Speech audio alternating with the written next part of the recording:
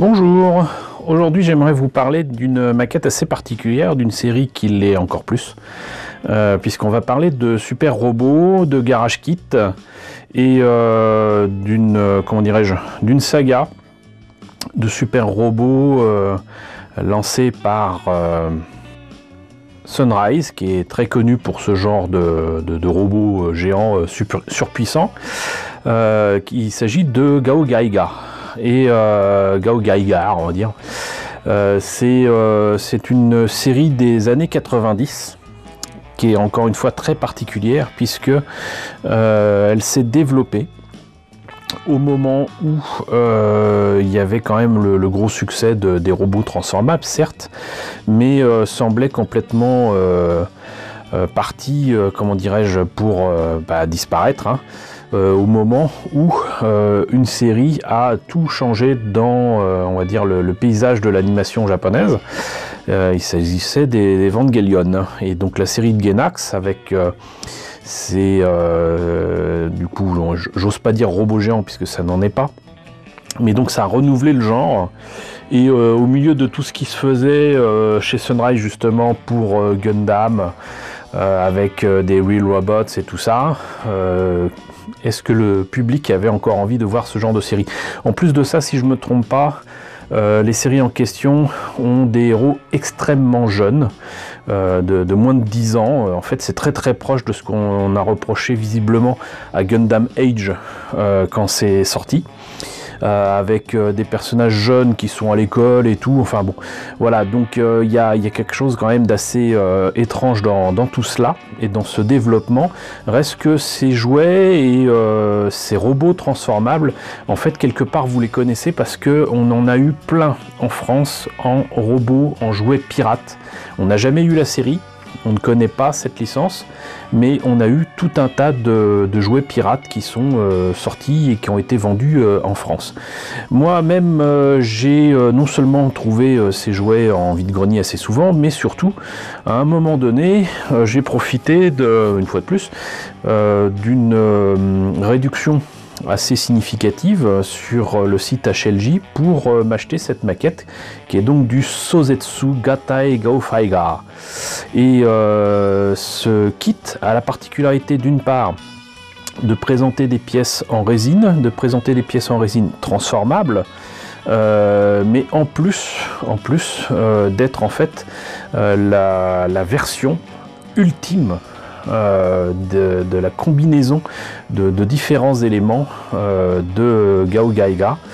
Et donc c'est une série de Heavy, je crois, de 8 épisodes qui a été fait dans les années 2000 et qui fait suite en fait à la série de 1997 qui était supposée être la fin. Voilà, donc ils ont fait non pas une nouvelle série télé, mais une fin sous forme d'OEV, ça se faisait encore à l'époque.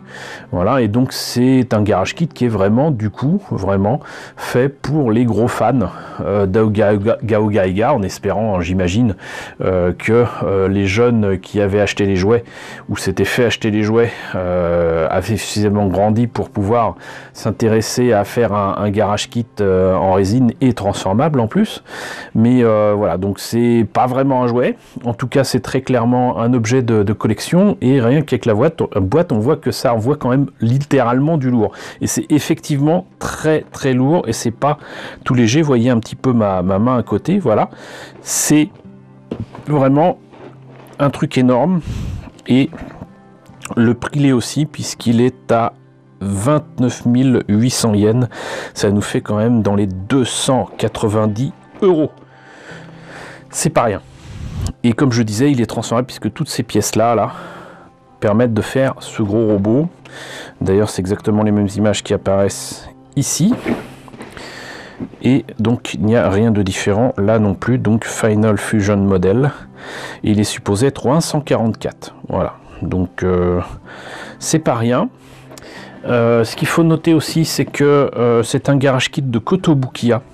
Moi je connais Kotobukiya pour ses kits en plastique, mais les kits en résine, moi je connaissais un peu moins. Donc écoutez, maintenant qu'on a fait le tour de la boîte, hein, on va peut-être regarder à l'intérieur ce que ça donne.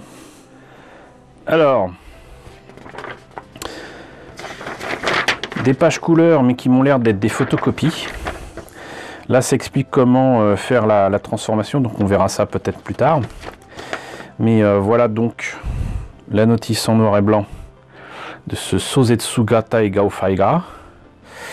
Et c'est donc effectivement Kotobukiya qui a fait ça. Là, vous avez donc les pièces en présence avec la différenciation des différents éléments. J'imagine A, B, C, D. Ça va certainement là aussi. E, F, G, H. Et pas mal de... comment on appelle ça? De polycap. Donc apparemment, on commence par le plus simple, à savoir ce qu'il a dans le dos, une espèce de bombardier façon F-117. Hein. Et là, vous voyez que résine ou pas résine, il faut mettre des vis et des polycaps. Certainement pour la phase de transformation. Ici, c'est difficilement lisible, hein, sincèrement. Là, c'est les autres éléments. Alors, pourquoi? Je ne sais pas. Mais c'est les autres éléments.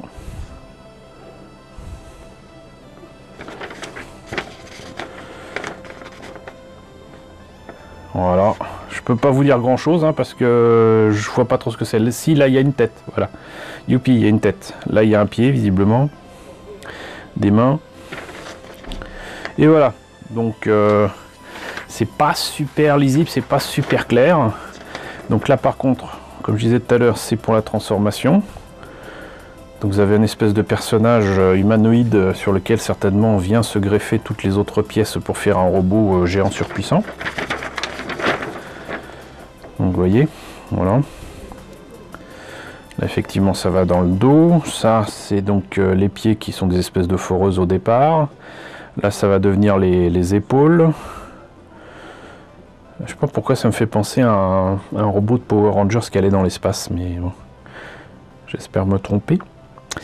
Et donc voilà.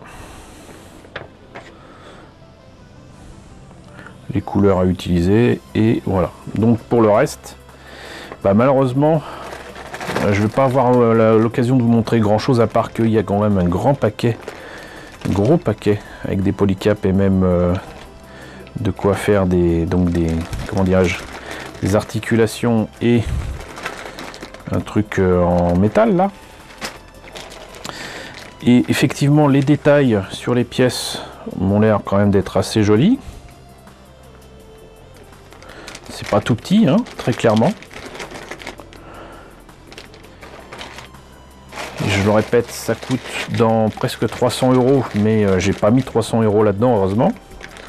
Les pièces sont belles, hein, mais j'ose pas imaginer ce que ça doit donner quand ensuite on doit le transformer. J'aime beaucoup les espèces de chenilles là. Et les pièces sont magnifiques, mais je vais pas les sortir des sachets parce que sinon je vais les abîmer ou les perdre. Donc ça serait bête de perdre tout ça, mais voyez un petit peu le niveau de détail, par exemple ici là. C'est vachement chouette. Voilà, pour un robot issu d'une série que je ne connais pas, mais qui est légendaire au Japon, donc ça vaut toujours le coup de tenter de voir ce que ça donne.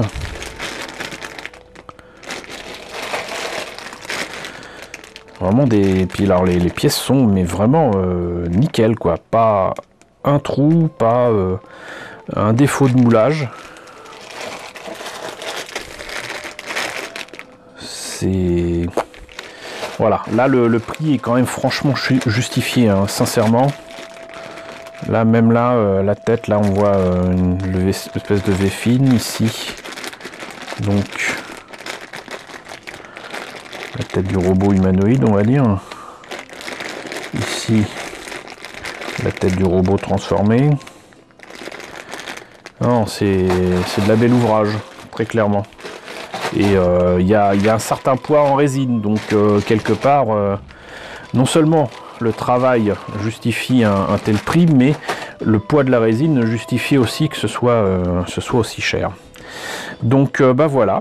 écoutez, ça a été relativement rapide, mais c'était la présentation donc du Sosetsuga Taigao Faiga, donc la fusion ultime des différents éléments et robots que l'on voit dans une licence qu'on ne connaît pas en France, qui est Gao Gaiga, de la Sunrise. Écoutez, j'espère en tout cas que cette présentation vous a intéressé, vous a même peut-être intrigué.